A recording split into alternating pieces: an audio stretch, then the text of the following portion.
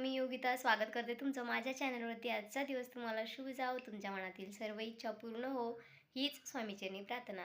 तर आज आहे पोळ्याची कर।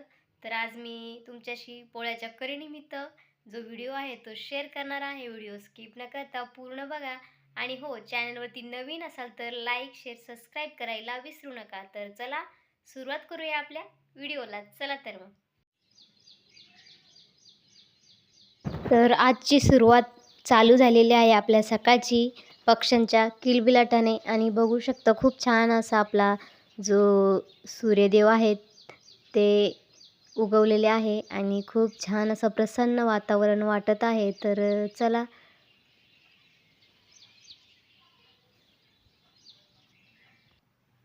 आता एवढे सारे नारळ आहे आपण पोळ्याला फोडलेले देवांसाठी। तर आता याचा आपण ना खोबरं काढून घेऊया आणि छान अशी काहीतरी रेसिपी मी बनवते आणि तुम्हाला दाखवते। हे बघा, तर चला खोबरं काढून घेऊया याचं। तर असे ना मी आता याची साल काढून घेते बऱ्यापैकी।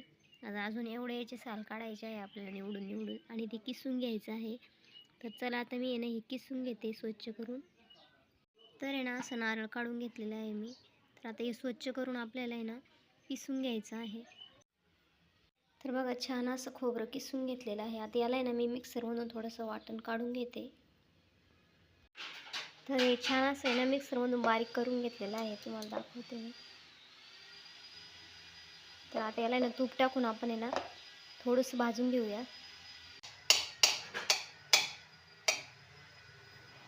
तर आता इथे ना तूप टाकून आपण जे खोबरं बारीक करून घेतलेलं आहे ते मस्त असं लालसर, जास्त लालसर पण नाही होऊन द्यायचे। तर इथं मी तूप तापत ठेवलेलं आहे बघू शकता तुम्ही। आणि आता ना मी यामध्ये आपण जे खोबरं बारीक केलेलं होतं ते टाकते। तर चला आपण जे खोबरं आहे ते टाकून घेऊया। तर खरंच जोपर्यंत आपल्याला आहे ना त्याचा खरपूस असा वास येत नाही ना तोपर्यंत आपण आहे ना ते भाजतच राहायचं आहे। आणि ते भाजल्यानंतर जेव्हा असा खरपूस असा असं जसं आपण रवा भाजतो ना तसा रव्याचा कसा सेंट येतो तसा जर सेंट यायला लागला तर समजायचं की आपलं खोबरं मस्त छान असं परतून झालेलं आहे। तर चला आता पटपट आपण हे जे खोबरं आहे ते परतून घेऊयात। छान असं खोबरं परतून झाल्यानंतर आता आपण आहे ना त्याला एका ताटात काढून घेऊया। चला तर आता आहे ना एका ताटात आपल्याला हे जे खोबरं आहे ते काढून घ्यायचं आहे। तर छान असं तुम्ही बघत असाल तर मस्त परतलेलं आहे। आता हे 3 एलचे घेतलेले मी याचं आहे ना आपण आता कूट करून जो पाक करणार आहे त्यामध्ये टाकूया। आता इथं आहे ना मी छोटासा ग्लास पाणी घेतलेला आहे आणि गॅस कढई गरम करायला ठेवलेली आहे। तर असा हा छोटासा ग्लास आहे, तुमच्या अंदाजानुसार पाणी टाकायचं आहे। तर आता मी इथं पाणी टाकलेलं आहे आणि अर्धी वाटी साखर घेतलेली आहे। तुम्हाला तुमच्या प्रमाणानुसार गोड जास्त गोड लागत असेल तर जास्त टाकू शकता आणि जर थोडंसं तुम्हाला गोड कमी पाहिजे असेल तर कमी टाकू शकता। इथं मी अर्धी वाटी घेतली होती आणि ती साखर यामध्ये टाकून घेतलेली आहे। साखर टाकल्यानंतर आपल्याला जी आपली इलायची होती ती टाकायची आहे। तर इथं मी बारीक कूट केलेलं नाही आहे जास्त, तुम्ही इलायची पावडरही टाकू शकता पण इथं मुलींना जास्त इलायची त्यामध्ये आवडत नाही त्यामुळे त्यानंतर काढू शकतं। त्यामुळे मी थोडीशी नॉर्मलशी बारीक करून घेतलेली आहे आणि आता याला आपण उकळी येऊन द्यायची आहे। जास्त घट्ट पाक पण होऊन द्यायचं नाही आहे, नाहीतर आपली जी बर्फी आहे ती कडक होते। तर चला आता आहे ना आपण याला छान असा पाकाची थोडीशी चासणी येईपर्यंत आहे ना इथं आपण काजू बदाम आहे ना थोडीशी बारीक करून घेऊया। इथे मी 2-3 काजू आणि 2-3 बदाम घेतलेले आहे आणि आता बऱ्यापैकी पाक आपला तुम्हाला दिसतच असेल झालेला आहे। तर त्यामध्ये आता आहे ना आपण जे खोबरं आहे ते टाकून देऊया आणि सर्व जे आहे ते मिक्स करून घ्यायचं आहे आपल्याला।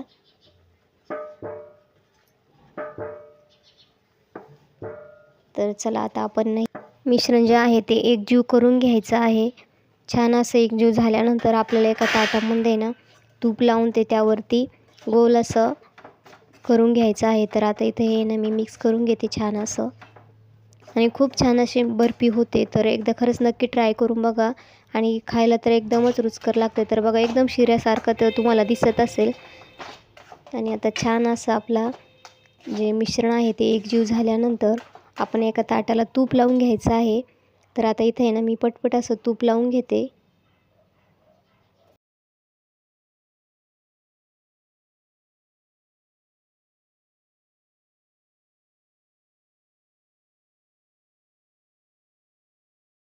आणि आता मिश्रण एकजीव झाल्यानंतर आपण हे जे ताट आहे त्याला तूप लावून घेतलेलं होतं, आता त्यामध्ये ना ॲड करून घेऊयात. ॲड केल्यानंतर आपण गरम असेल, तुम्हाला जर हाताला गरम लागत असेल तर तुम्ही वाटी किंवा लाटणं वगैरे घेऊ शकता. तर इथे मी छोटीशी वाटी घेतली आहे जिचं जे खालची साईड आहे ती एकदम सारखी असेल आणि त्याने आपल्याला आहे ना एकदम पोळीसारखं त्याला आपल्याला पसरून घ्यायचं आहे. तर इथं छान असं आपण आता हे जे मिश्रण आहे ते गोल करून घेऊया पोळीसारखं आणि त्यावरती काजू बदाम मस्त टाकून घेऊयात. आणि आपल्याला 1 तास तरी हे जे आहे मिश्रण फ्रीजमध्ये ठेवायचं आहे, जेणेकरून ज्या आपल्या वड्या आहेत त्या छान अशा कट होतील. आता याला फ्रीजमध्ये ठेवल्यानंतर आपल्याला याचे जसं आपण शंकरपाळ्याचे काप करतो ना तसं करून घ्यायचं आहे.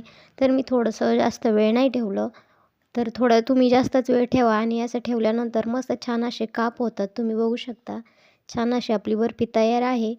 तर चला, मी फर्स्ट टाईम करून बघितलं होतं पण बऱ्यापैकी जमली होती. तर अशा प्रकारे मी जी बर्फी आहे ती ओल्या नारळाची करून बघितली आणि खरंच खायला खूपच छान लागते, एकदम रुचकर लागते आणि घरगुती ती घरगुतीच. तर याआधी मी तुम्हाला आहे ना मटणाची रेसिपी दाखवली होती, पण तरीही दाखवते आहे. आता इथं मसाला मी फ्राय करून घेतलेला आहे आणि इथं आपलं मटणही उकडलेलं आहे मस्त, बघू शकता तुम्ही, छान असं उकडलेलं आहे. तर यामध्ये मी काही नाही, फक्त कांदा, कोथिंबीर आणि थोडंसं आलं आणि लसूणची पेस्ट टाकलेली आहे. तर चला, आता आपला मसाला परतून झालेला आहे. आता मी जे पाणी आहे ते त्यामध्ये ॲड करते.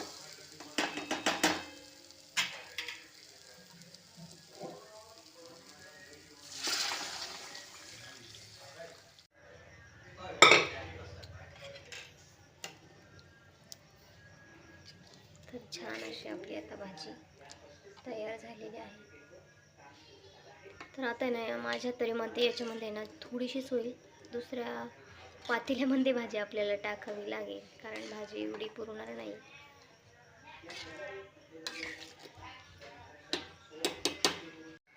तर फायनली छान अशी भाजी तयार झालेली आहे आणि आता वरतून कोथिंबीर टाकू. तर थोडंसं मीठ टाकायचं आहे, कारण आधी ना म्हणजे आपलं उकडण्यासाठी मीठ टाकलं होतं, तर नॉर्मल असं मीठ टाकायचं आहे. आणि आता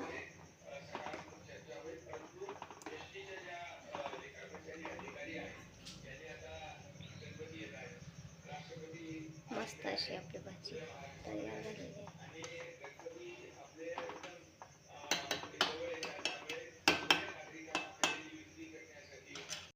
आणि इथं मुलींसाठी ना त्यांना असं छान आवडतं, त्यामुळे ना थोडंसं मी इथं वाटीमध्ये काढून ठेवलेलं आहे. तर आता ते त्यांना देऊन येते.